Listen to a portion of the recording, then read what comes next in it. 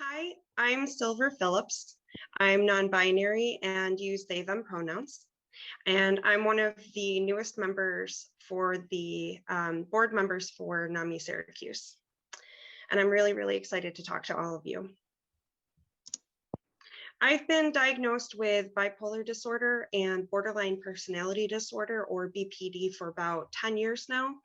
I was diagnosed right after I got through with college. And there's a lot of tips, tricks, and perspectives that I've gained in that time that I want to share with you. But first, I wanted to talk to you about how my illnesses affect me and what those symptoms look like.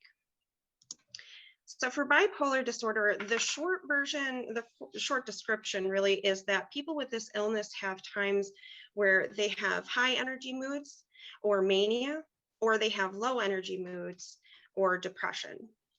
A lot of people are familiar with depression, not so much mania. Actually, a lot of people think that having mania means that you're upbeat and you're happier.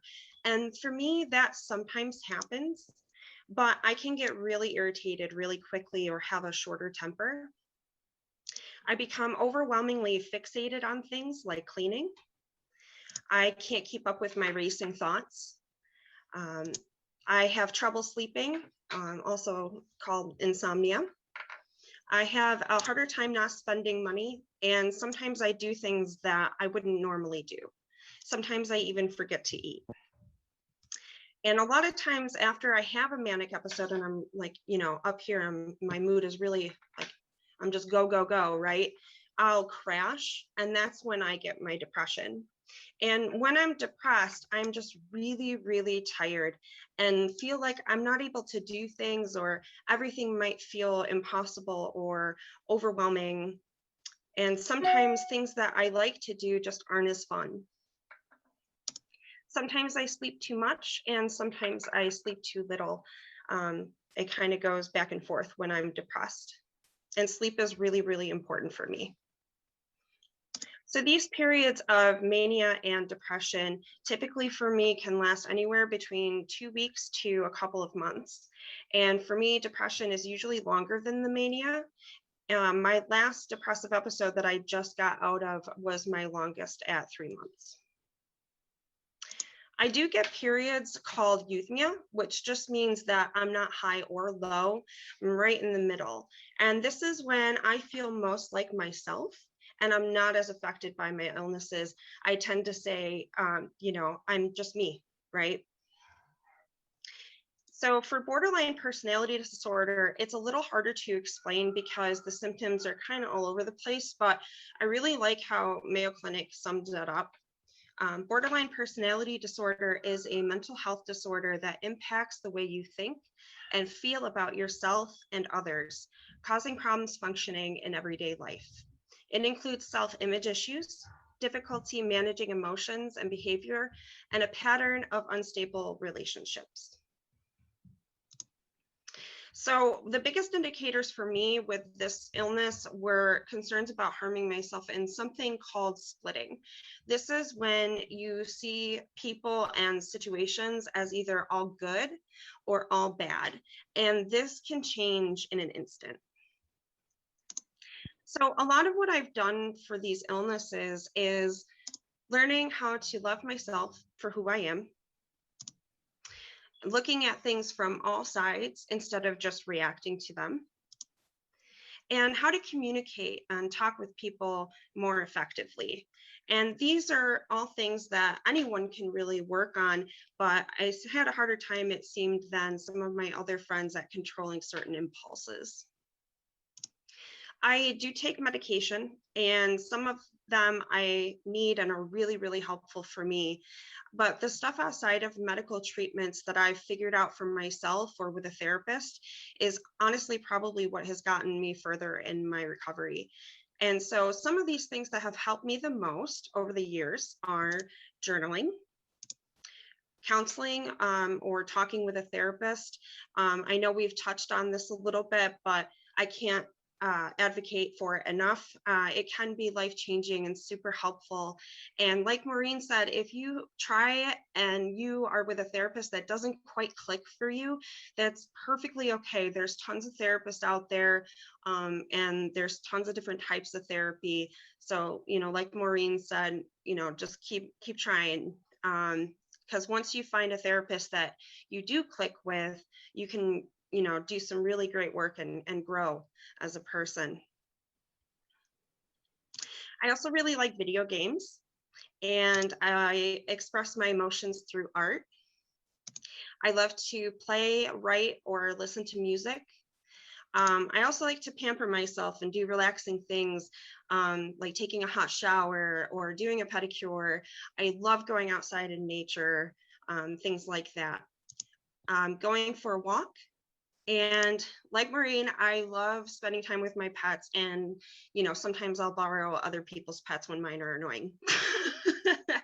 Just kidding.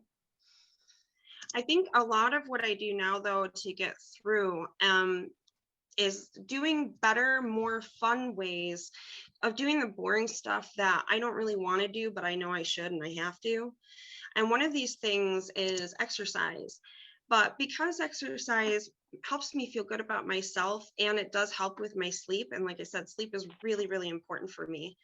I'm currently looking into exercises that would be more fun, like biking, hiking, martial arts, dancing, anything that makes it feel less like a chore.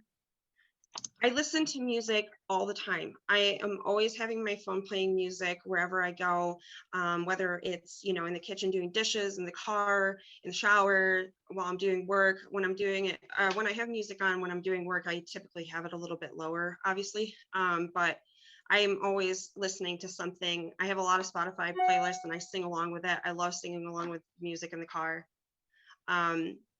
Recently, I found out that making a bedtime routine for myself is also really helpful, which, trust me, as an adult, I wasn't really excited about making a bedtime for myself either, but here we are, and that really works for me.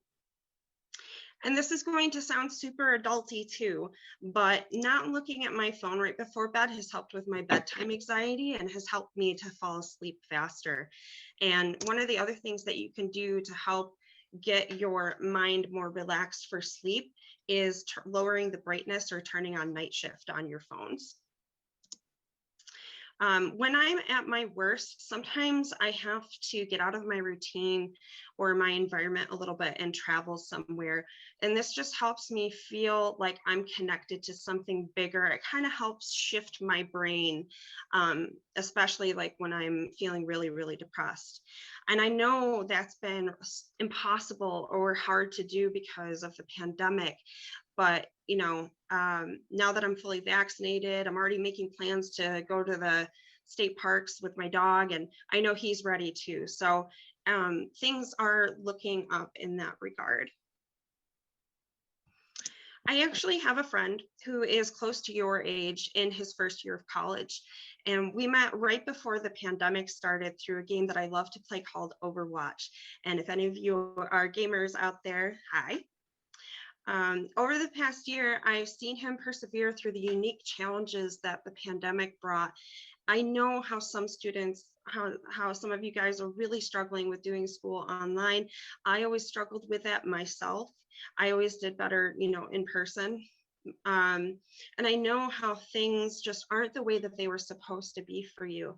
And I see you. And you're, like everybody keeps saying, you're not alone. If you take one thing away from my talk today, it's this: that you are resilient. You absolutely are.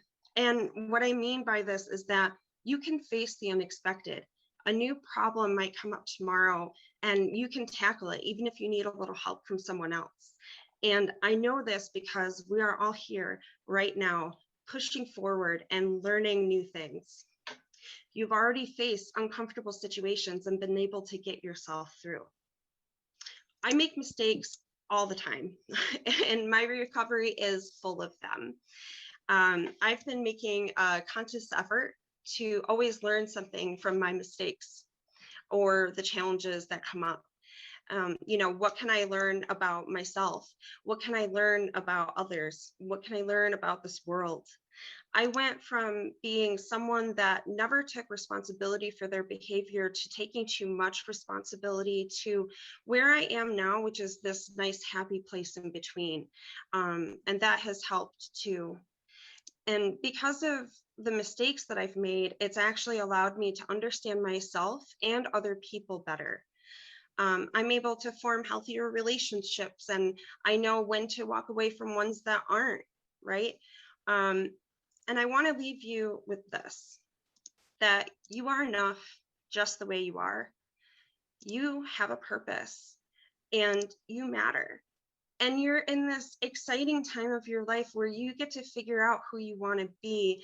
But I'll give you a little secret that me and my friends, we're still trying to figure that out too. And that's perfectly okay. Like Joe said, we're always trying to grow and become better versions of ourselves, right? So all those mistakes, all those like bad things that happened helped make me the person who's proud to talk to you today. So don't give up on yourself when things get hard. And remember that even if you don't feel like you're moving forward, trust yourself to take the next step. Thank you. Great job, Silver. Oh, beautiful.